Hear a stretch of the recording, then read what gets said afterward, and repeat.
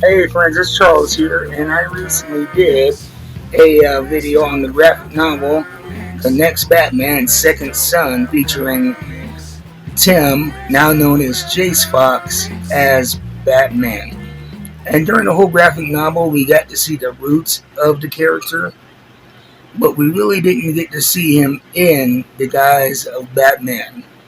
At the end of that, he had worked his way into his father's business to have access to the computer so he could continue his mission in Vietnam to um, either capture or prevent this mysterious Arcadine character from doing something nefarious. And come to find out, when he went back to Gotham, so did Arcadine's cohorts.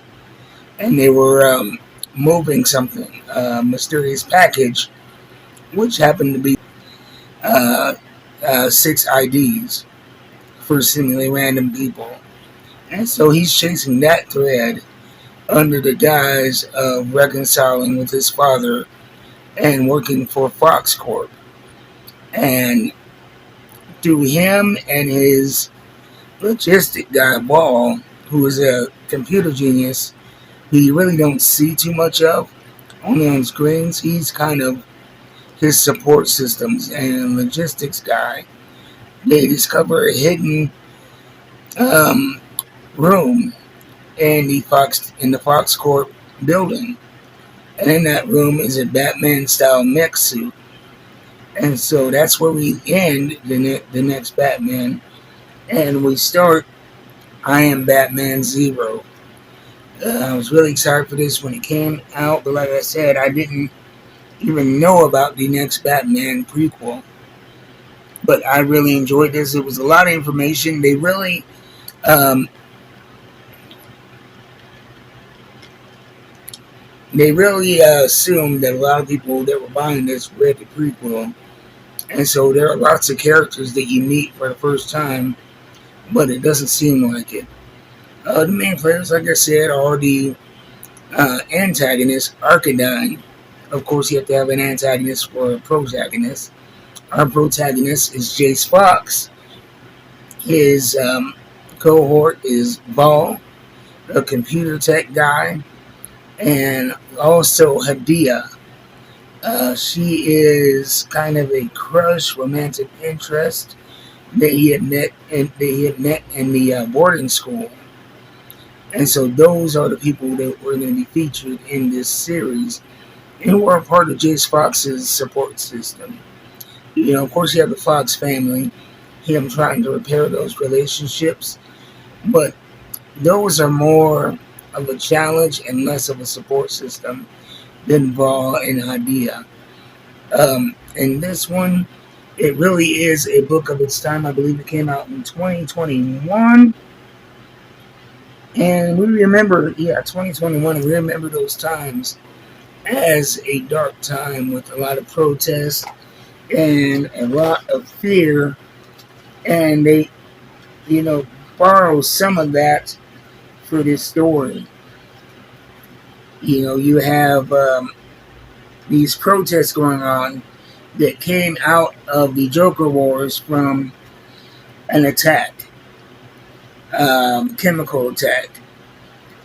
And you find out that Arcadine's plan is to plant some evidence against the protesters and against the uprising.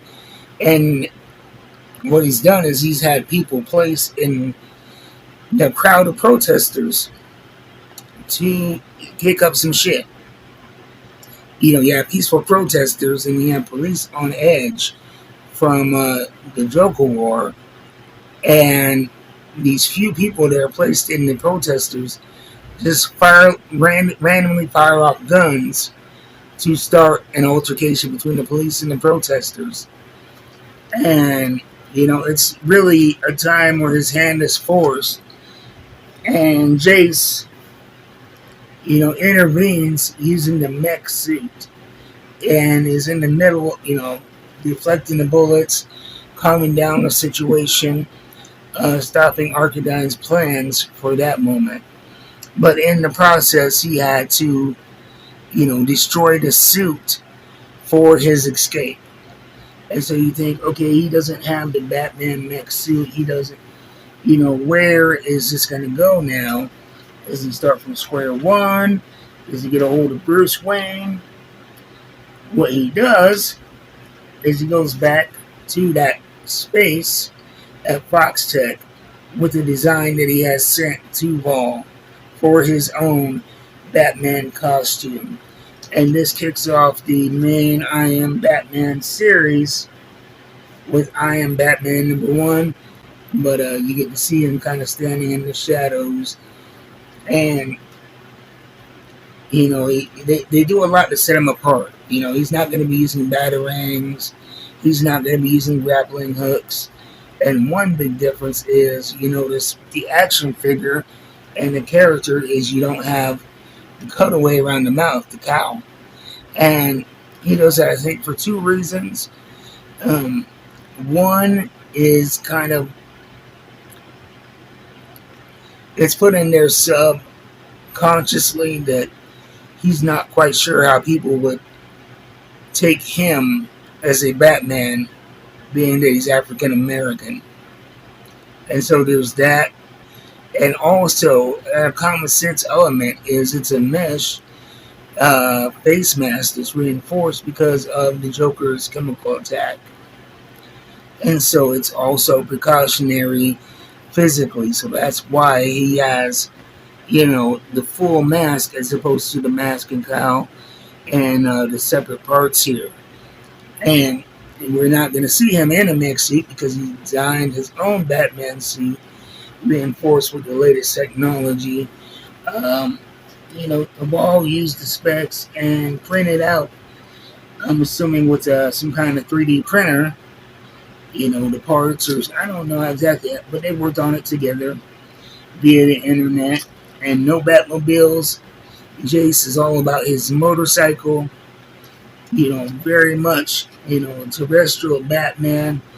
And he makes it a point as well. He mentions a few times that, Bruce Wayne's Batman took to the rooftops and the skies physically and really didn't affect what was going on the ground level. And that's talking on a physical and social dynamic, insinuating that Bruce is worried about the top tier of Gotham society, whereas Jace wants to be a Batman that is on the ground level, helping out the everyday people. Hence the symbolism of the simple motorcycle and, the lack of the batarang, the lack of the grappling hook and the fancy gadgets. On his utility belt, it's just a bunch of burner phones, because, just in case the law enforcement, gets a hold of those channels. Because at this time in the Batman universe, Gotham has a strict anti-mask policy. And when I say mask, I don't mean like protective equipment. Masked superheroes and supervillains. And it's almost a shoot on sight. But you get to see, too, through his interactions with the people, and even with a couple of beat cops, that it's not something that's universally accepted. A couple of the cops, when they, dealt with him, they're like, hey, go, you weren't here. Thank you. Have a nice day. Whereas other cops want to shoot on sight. So you have this hostility, between Jace out there trying to do the right thing at the ground level and trying to work with a police force that is really a crapshoot of how they're going to receive him. And the action in this is great. Like right here, here's a panel right here where he takes down a criminal, and you see the police here kind of giving him a wink and a nod and a pass, and encouraging him to get lost before, the real heat comes down. And this was an 18-book series, 19 if you include Zero. Thoroughly enjoyed the entire run. Eventually, he leaves Gotham and becomes the Batman of New York.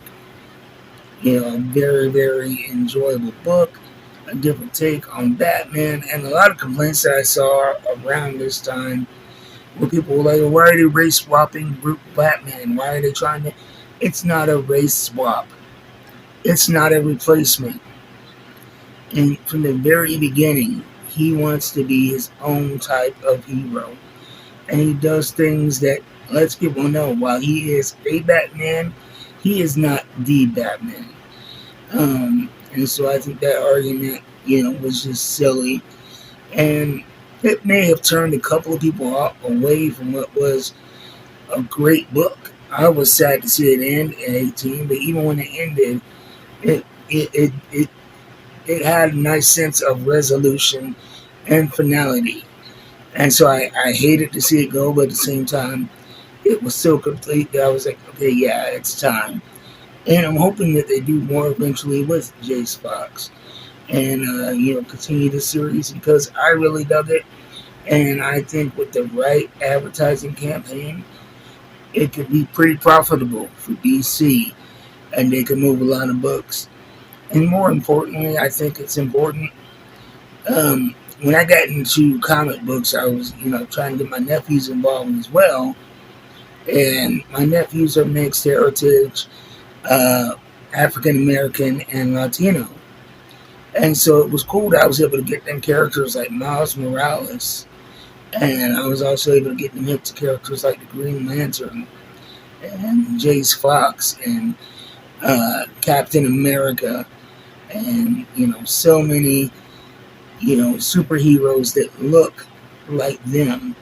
And it gives them, a sense of, yeah, if this person, if they can be a hero, I can be a hero. It's just like you put, these images of positive black. This guy could be a doctor. I can be a doctor. This guy could be a scientist. I could be a scientist. And so I think that representation in comics is important, which is another reason why I would like to see this continue. Is it is an original black character and a very, very popular franchise that I think could affect a lot of youngins. And it was just damn entertaining.